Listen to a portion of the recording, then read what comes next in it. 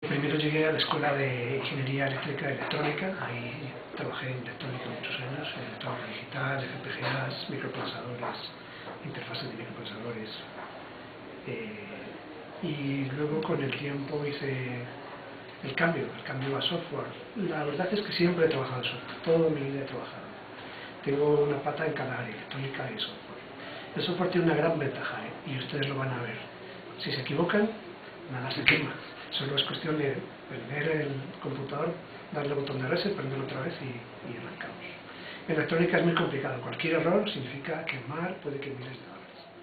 Entonces eso también me cansó mucho. Ahora mismo estamos trabajando en proyectos con el laboratorio de transporte, modelamiento con autómatas celulares de la Universidad del Valle para ver cómo se mueven los peatones por allá y tomar decisiones de dónde hay que ir a otros caminos o asfaltar o cosas de ese estilo. Son muchas cosas muy chéveres.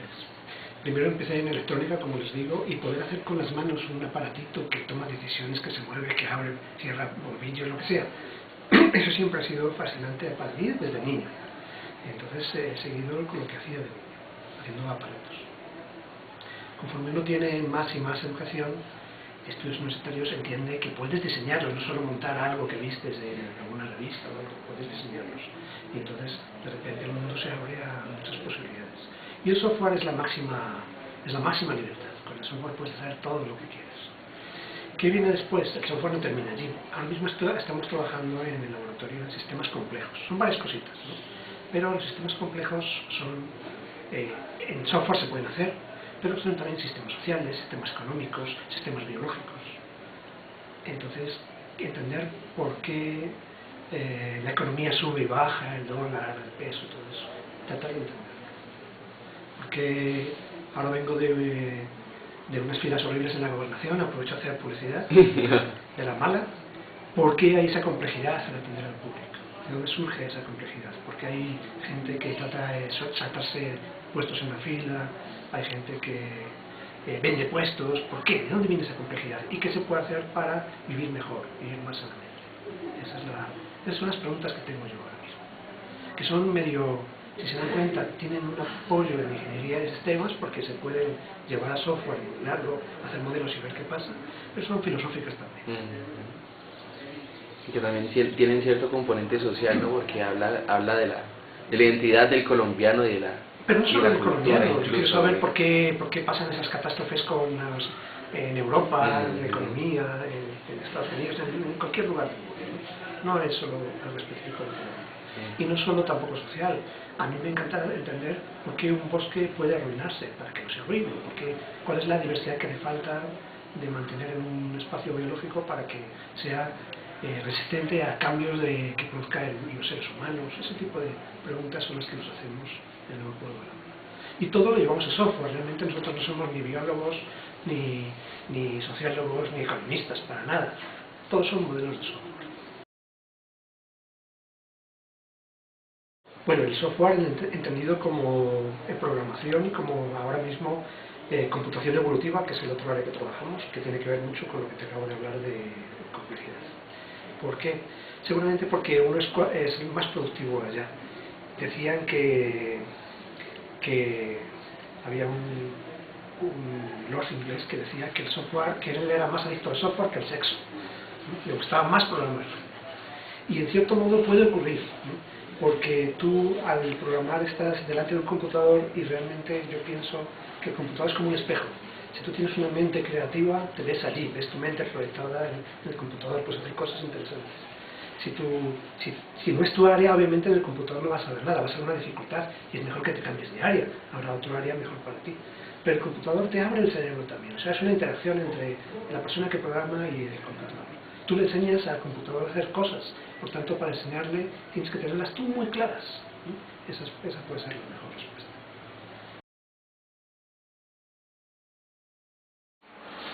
El laboratorio se llama EVALAB porque es de computación evolutiva y vida artificial. El tema de vida artificial es lo que comentaba de complejidad. Todo lo que significa complejidad es el área de vida artificial. El otro tema es computación evolutiva, que también genera complejidad, pero es un área en sí misma. Ustedes han oído hablar de la evolución de Darwin. Sí, sí. Bueno, muchos sí han oído hablar. Resulta que Darwin lo encontró en los animales y las plantas, pero es una cosita más general, es un algoritmo. Que no se dio cuenta en su momento, pero hoy día sabemos que la evolución es un algoritmo. Y como tal algoritmo lo podemos implementar en software, en el computador, y funciona muy bien. Funciona sorprendentemente bien. Si hacen búsqueda en YouTube de diseño con evolución artificial, verán que se pueden diseñar muebles, se pueden diseñar obras de arte, se puede diseñar software, se puede diseñar pinturas, lo que uno quiera. Tenemos tesis de pregrado y de maestría actualmente. Hay 4 de maestría y bastantes de pregrado. Este laboratorio no es solo mío, aquí también trabaja el profesor Víctor Buccelli y el profesor Raúl. El profesor Raúl Gutiérrez, que lo conocen, que es el que le da la asignatura de atención a líneas.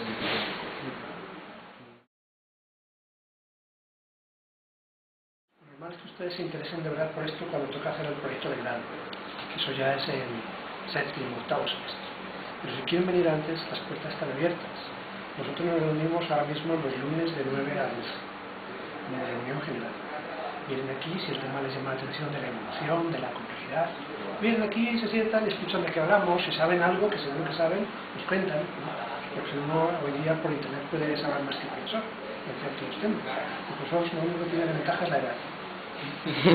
Más tiempo estudiando lo mismo. Pero internet es una herramienta que permite a uno aprender por sí mismo, ¿no?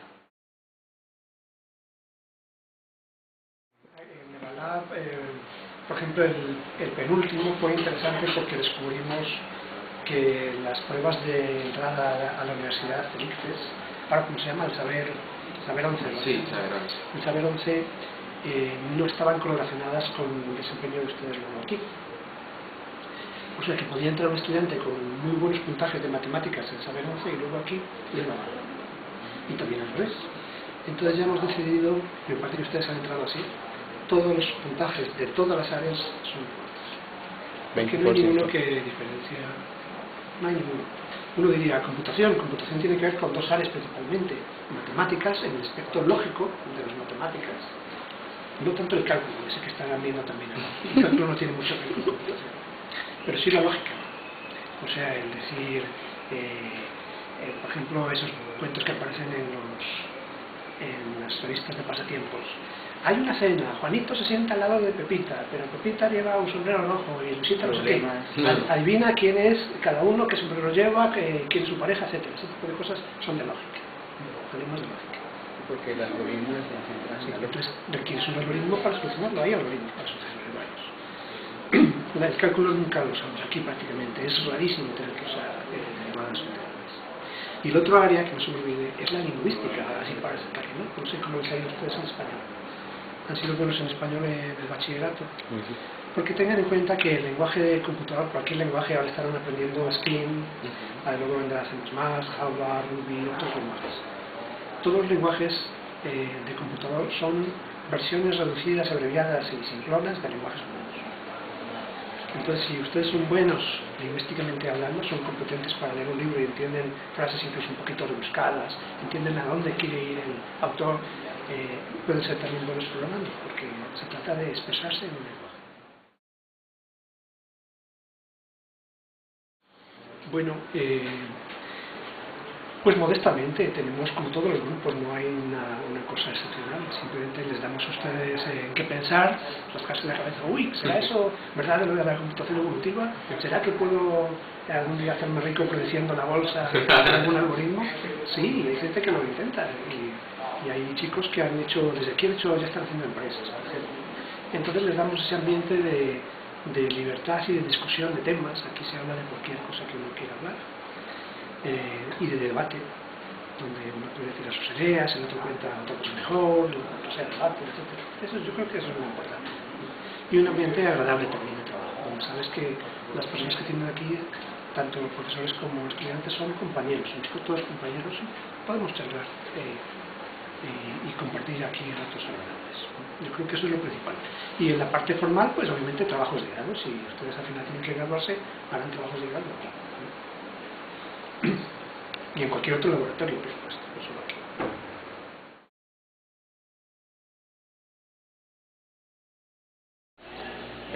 Buenos días, mi nombre es John Alexander Sanabria, soy ingeniero de sistemas de la Universidad del Valle, soy de la primera promoción que nos graduamos en 1998. En el 2002 fui nombrado profesor de aquí de la universidad y la universidad me dio la oportunidad de ir a estudiar, a hacer un doctorado y regresé hace 5 años a la universidad nuevamente. Bien, el propósito del laboratorio es tratar de mostrarle a los estudiantes en qué consisten las redes de computadores, cuál es la utilidad que tienen en los diversos entornos, no solamente de la carrera, sino también en la vida diaria. Y entonces ahí vemos conceptos básicos, pero poco a poco vamos evolucionando y llegamos a los conceptos que son vigentes actualmente en lo que tiene que ver con redes de comunicaciones. Actualmente estamos bastante interesados en lograr que infraestructura que tenemos dentro de la universidad pueda ser asociada con infraestructura que está en la nube. La idea es que si nosotros tenemos aquí unos recursos y esos recursos son escasos para llevar a cabo tareas que necesitan los investigadores, podamos usar la nube y entonces tratar de disminuir los tiempos de respuesta a las tareas que mandan los investigadores. Pues recién llegué al país, fui parte del proyecto Grid Colombia, que era un proyecto que buscaba integrar universidades de todo el país, compartiendo recursos computacionales. El proyecto funcionó bastante bien. El año pasado tratamos nuevamente de reactivar la comunidad, pero todavía estamos muy maduros en el país respecto al uso de tecnologías distribuidas. No es solamente montarlas, sabemos cómo montarlas, sino que los investigadores sepan cómo usarla. Entonces, nos toca seguir evolucionando en ese paso digamos, de divulgar el uso de esas tecnologías, y actualmente lo que hacemos aquí en la universidad es soporte a diferentes áreas del conocimiento como física, mecánica, bioinformática, para que traten de utilizar estos recursos distribuidos y sus tareas se ejecuten mucho más rápido. Pues mira, eso se remonta desde el 95, cuando conocí por primera vez Linux. Linux es un sistema operativo open source basado en una filosofía de sistema operativo que se llama Unix, y pues me cautivó el hecho de que fuera tan bueno y gratis. O sea, cuando uno lo comparaba con otros sistemas en su momento, uno decía cómo logra hacer toda esa magia de funcionar tan bien y sacarle provecho a máquinas muy económicas pero que funcionan súper bien. Eso me llevó como a seguir investigando y a cacharrearle, y pues hasta hoy, 95, ya 20 años, y todavía sigo enamorado de Linux. Entonces eso, digamos que esa es la clave, yo creo, que de todo, ¿no? Que uno tenga pasión por lo que le gusta, y pues de ahí en adelante eso todo es una diversión. Pues mira que aquí llegan estudiantes, de hecho tenemos ahorita un estudiante de tecnología, o sea, tecnología, eso es como sexto semestre de la carrera de sistemas, pero básicamente no tenemos limitación. Un estudiante puede llegar con una idea y uno lo puede o apoyar en esa idea o encarrilarlo a que nos apoye en otro tipo de tarea dentro del laboratorio. Luego ahí es que la persona tenga las ganas, y entonces uno le da el espacio para que trabaje. Hay un computador, o sea, hay varios computadores, pero le puede asignar un computador, un locker, para que él ahí haga su vida también académica dentro del laboratorio. Pues digamos que nuestro mayor interés es brindarle esa parte práctica para que los estudiantes no solamente sepan de la teoría de las redes y sistemas operativos, sino que tengan ese espacio de tocar las cosas, de modificarlas, de darse cuenta por qué es que un computador se puede comunicar con otro, y también, como les decía ahora, apoyando las otras áreas del conocimiento que necesitan hacer procesamiento distribuido. Entonces ahí está bioinformática, está procesamiento de lenguaje natural, que son áreas de la escuela y que necesitan a veces ese tipo de infraestructuras. Entonces es nuestro propósito, ser como un área de servicio para que la gente pueda hacer sus tareas más rápidamente. Entonces este es el laboratorio de redes y sistemas distribuidos. Pues como ustedes ven, lo que tenemos aquí son estaciones de trabajo, común y corriente, pero tenemos dos equipos que son particulares, que son ese equipo que está al lado de allá, que también es una estación de trabajo, pero actúa como servidor. Tiene diferentes servicios, por ejemplo, como uno que se llama DHCP, que permite que cuando llegue un equipo a esta área o a esta red, él pueda navegar sin configurarle absolutamente nada. Y este equipo que está al lado de acá es otro servidor, y aquí es donde se pueden recibir tareas, y él lo que hace es recibir tareas con muchos procesos. Esa tarea requiere muchos procesos para ejecutarse, y él distribuye en todos los equipos de la sala, distribuye los procesos, y él es el que está coordinando de que todos los procesos lleguen a feliz término. Entonces, son estaciones de trabajo normales, solamente que algunas tienen servicios particulares que nos permiten hacer unas tareas muy particulares también.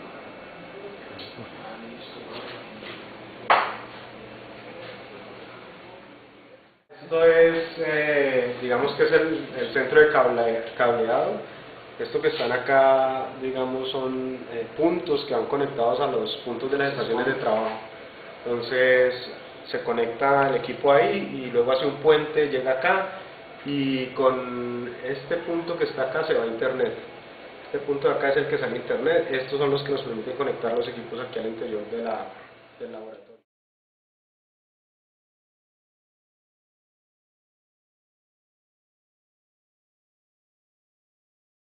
El laboratorio CESO fue un laboratorio que creamos por allá en el año 2004, 2008. Fue el primer laboratorio que se creó en esta escuela, ¿cierto? Era el único que existía en ese momento. Después creamos los demás. La idea era tener un espacio donde los estudiantes pudieran desarrollar sus proyectos. Generalmente tienen que hacer sus proyectos de grado, lo que llaman los estudiantes tesis. Entonces, esos proyectos de grado los tienen que hacer en un espacio. Y entonces ese espacio lo que hicimos fue crear un espacio donde ellos pudieran venir a trabajar todos los días en ese proyecto. Entonces, un laboratorio pues es un espacio que tiene equipos y personas que se reúnen acá para hacer cosas, trabajar en proyectos, trabajar sus proyectos de grado, trabajar cosas de sus cursos, etc. Es un espacio donde compartimos ideas, compartimos conocimiento y nos divertimos. Nos divertimos pensando en cosas, en proyectos, en cosas, etc. Entonces, digamos, ese es como el origen de CESO. Hubo unos espacios pequeños inicialmente con unos equipos que conseguimos por ahí, y en medida en que hacíamos más proyectos conseguíamos más equipos y fuimos creciendo un poquito, digamos, hasta llegar a lo que tenemos hoy.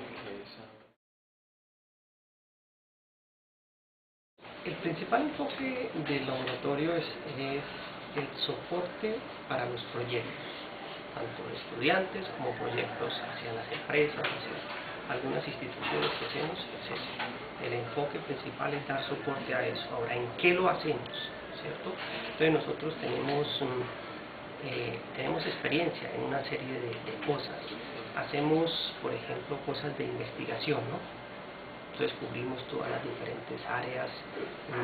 Digamos que la escuela tiene líneas de investigación, ¿sí? Y tiene laboratorios. A una línea de investigación, a un grupo de investigación, hay laboratorios que le prestan apoyo. Entonces está el grupo de investigación que se llama GEDI. Al grupo de investigación GEDI, varios laboratorios le prestan apoyo a ese grupo de investigación. El grupo de investigación es un concepto donde son profesores y estudiantes que trabajan en aspectos investigativos, ¿no? A través de principalmente sus proyectos de grado y algunas tesis. Y los laboratorios prestan apoyo a eso, Entonces nosotros nos centramos en cosas de ingeniería web, todo lo que es ingeniería de software, ingeniería web, soporte para procesos educativos, ¿sí? Y desarrollo de aplicaciones de software en general. El foco principal de nosotros. Cada laboratorio tiene como un foco principal. Acá principalmente desarrollo de software, específicamente web, aplicaciones móviles, ese tipo de cosas. Proyectos. Tenemos un montón de proyectos importantes que hemos venido desarrollando, es decir, depende. Hay proyectos de estudiantes. Cada estudiante tiene su proyecto. Cada estudiante tiene su proyecto y trabaja en un tema específico. ¿Okay? Entonces, por cada estudiante hay un proyecto, ¿cierto? Eso es un tipo de proyectos. Entonces, que son sus tesis de grado, sus trabajos de grado, depende si son de pregrado o son de maestría o doctorado, ¿cierto? También. Por otro lado, están proyectos que, digamos, que hacemos, que damos apoyo, ¿cierto? La universidad, a través de la oficina de extensión, tiene algunos proyectos. Esos proyectos que tienen con la oficina de extensión, a veces participamos, a veces nos invitan a participar en esos proyectos, ¿cierto? Entonces, estamos participando en varios proyectos ahorita. Por ejemplo, uno de los proyectos se llama TITA, Educación Digital para Todos, que es un proyecto que busca capacitar a los profesores de las escuelas y colegios en tecnologías TIC. ¿Okay? Entonces nosotros les hacemos el sistema para gestionar todo ese proyecto, para inscribir a los profesores, inscribir a los estudiantes, hacer encuestas y toda una serie de cosas que ellos hacen en medio de ese proyecto, llevar todo el control del proyecto, que se llama. Es un proyecto bastante grande, tiene un montón de cosas que hace. Entonces ese es, por ejemplo, un proyecto que hacemos, uno de los tipos de proyectos. Hay otros proyectos en los que participamos. Por ejemplo, hay un proyecto que se llama El CIAR, es un proyecto con el Ministerio de Educación, ¿sí?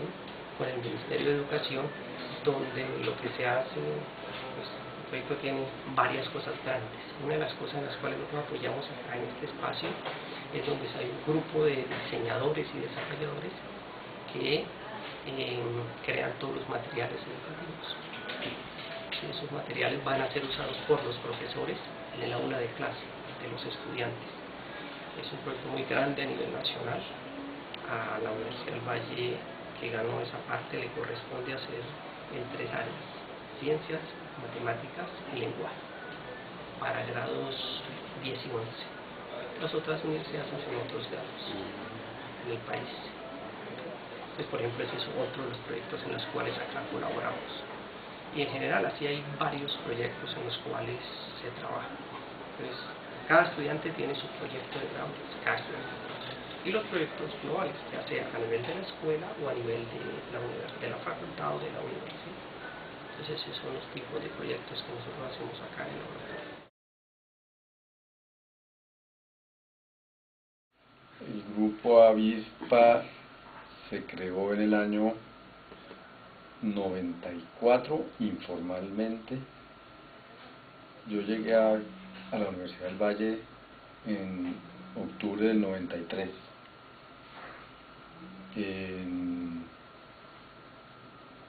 Más o menos en el 94 llegó a la Universidad Javeriana un profesor que se llama Camilo Rueda. Él había sido profesor mío en la universidad y nos habíamos encontrado en Francia cuando yo estaba en el doctorado y él estaba en una pasantía ya después de su doctorado allá en Francia. Y entonces cuando nos encontramos aquí en Cali nos pusimos a hablar de hacer un grupo de investigación y entonces acordamos un proyecto que empezamos a escribir en el 94 y que fue aprobado por Colciencia en el año 95. Más o menos en el segundo semestre del 95 llegó el dinero para empezar a hacer ese proyecto. Ese proyecto se llamaba Ambientes Visuales de Programación Aplicativa. Y ambientes de la A de ambientes, B de visuales y P de A de programación aplicativa es la sigla Avispa. Entonces el proyecto se llamaba Avispa, Ambientes Visuales de Programación Aplicativa, y creamos un grupo para hacer ese proyecto. Pero luego nos quedamos trabajando juntos desde esa época, y entonces el grupo le pusimos como nombre, el mismo nombre del primer proyecto, se llamaba Avispa, y ahí se creó el grupo. En esa primera proyecto trabajaron también 2 profesores de la Universidad de los Andes, pero luego ellos no continuaron en los siguientes proyectos del grupo, entonces no hicieron parte del grupo. Entonces el grupo quedó entre la Universidad Javeriana de Cali y la Universidad del Valle, y siempre ha sido así.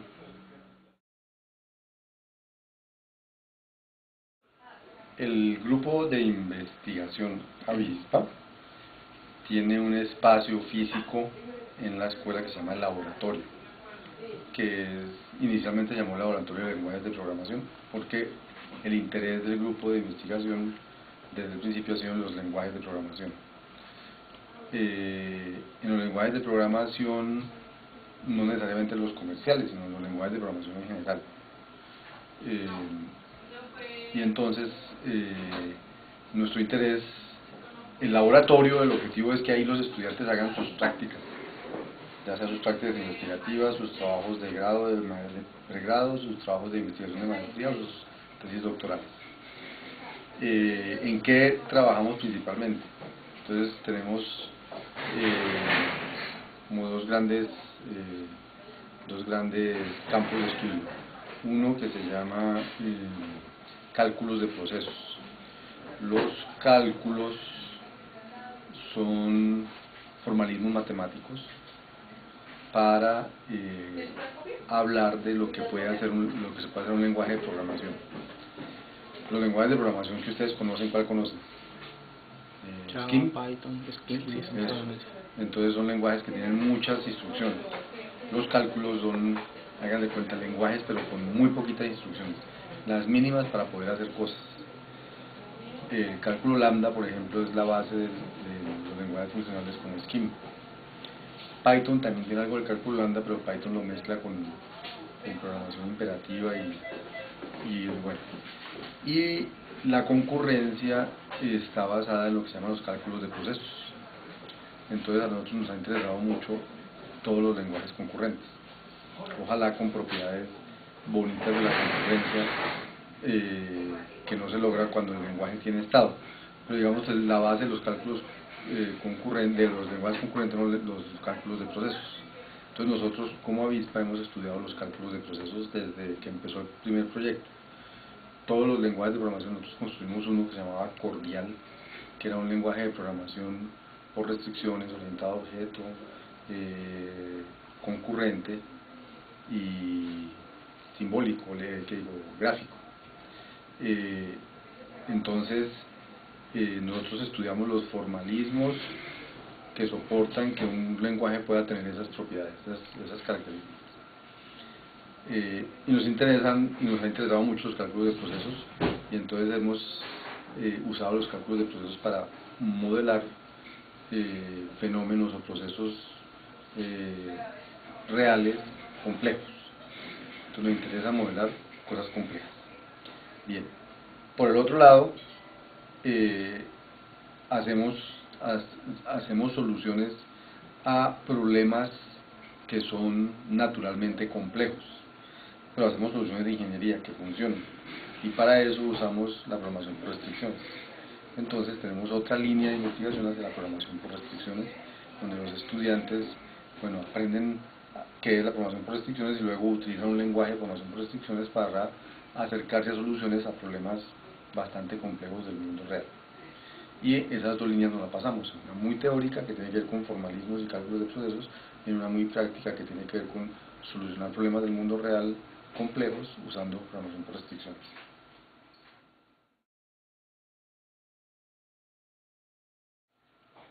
Digamos, desde el lado de los cálculos de procesos, tenemos un estudiante de doctorado, se llama Carlos Ramírez, no sé si lo conocen. Sí, Carlos Ramírez está trabajando en modelar lo que llaman la computación en grilla, usando cálculos de procesos.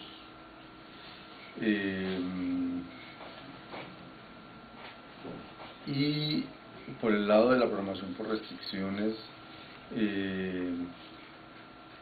tenemos un proyecto que se llama Sabio, que se llama Soccer Analysis Based on Inference Outputs, que es como análisis del fútbol basado en resultados de inferencias. Y Sabio es una aplicación web y pronto va a ser móvil para,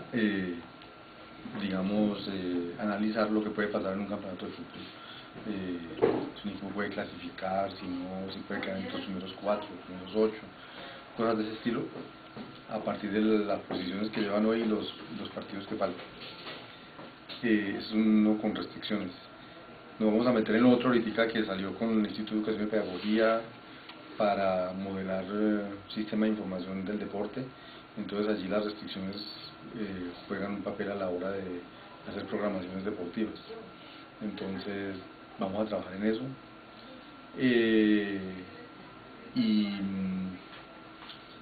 Y tenemos unas colaboraciones con investigadores en Francia, en Holanda, en Bélgica, con los que hacemos ya sea cosas en cálculos de procesos en Irlanda o proyectos con estudiantes en programación por restricciones.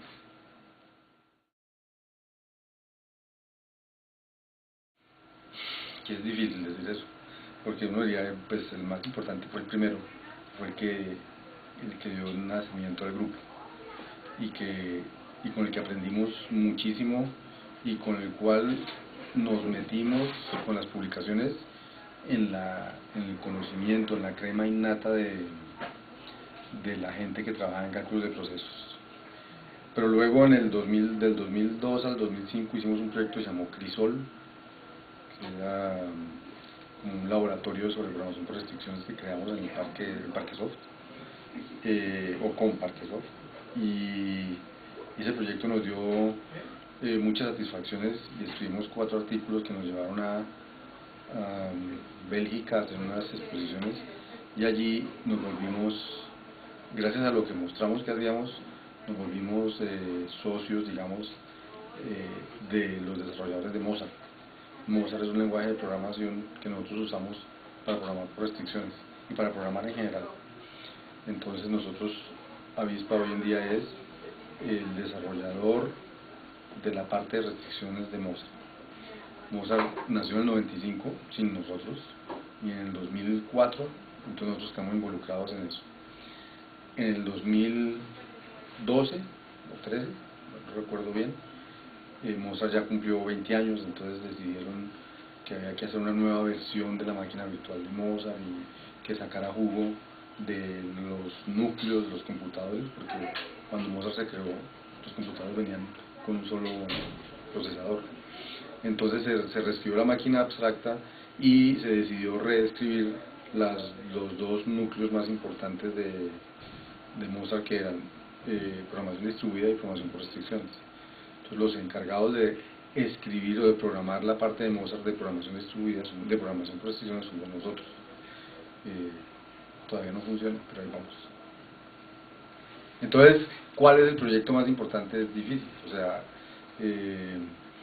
hay unos, también hicimos en el 2008 y en el 2010, uno que se llama React y React Plus, que tienen que ver con cálculos de procesos, pero es que esos son los que nos hacen publicar en revistas muy especializadas y las que Cosciencias clasifica muy bien. En cambio, los de ingeniería lo que nos hace es poner los pies en la tierra y mostrar que también que hacemos cosas interesantes desde el punto de vista de aplicaciones reales. Entonces, que haya uno más importante, no sé, ahí de los dos. Difícil decir cuál es el más importante. Siempre el más importante es el último, porque es el que nos permite seguir viviendo. Pero los primeros son los que nos permitieron vivir al principio. Entonces, todos van teniendo su importancia en su momento. Claro. Depende. Digamos que lo normal sería que después de que ustedes han visto toda la parte de programación, o sea, han visto fundamentos de programación, programación orientada a objeto y programación interactiva, son primero, segundo, tercer semestre, en cuarto semestre en fundamentos de lenguajes de programación. Después de que han visto esos 4, en ese momento es cuando nos gusta integrar a muchachos. En quinto semestre, que empiecen a hacer una electiva nuestra que se llama programación por restricción, a los que les gusta la parte de programación. Entonces, a los que les gusta la parte ya más formal, más matemática, entonces los pescamos por allá en quinto, sexto semestre después de FADA, para trabajar con ellos.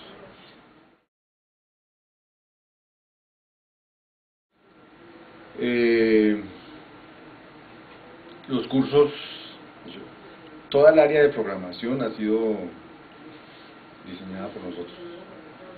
El currículo, ¿sí? La parte de programación, los cursos que les digo. Los cursos fundamentales como matemáticas discretas 1, 2, fundamentales de algoritmos y complejidad de optimización también han sido, los enseñamos normalmente la gente del grupo y los diseñamos la gente del grupo. Yo creo que uno de los reconocimientos de los egresados de sistemas de la Universidad del Valle, de la tecnología y de la ingeniería, es que saben programar muy bien, que son unos tigres programando, y eso es debido a mi concepto, a que desde hace muchos años enseñamos a programar multiparadigma cuando aún la gente no programaba multiparadigma. Entonces los estudiantes nuestros se pueden enfrentar a un lenguaje funcional, a un lenguaje orientado a objetos, a un lenguaje concurrente con alguna propiedad, y eso los hace, digamos, distinguibles de otras universidades. Digamos que eso le ha aportado el grupo Avispa a la carrera.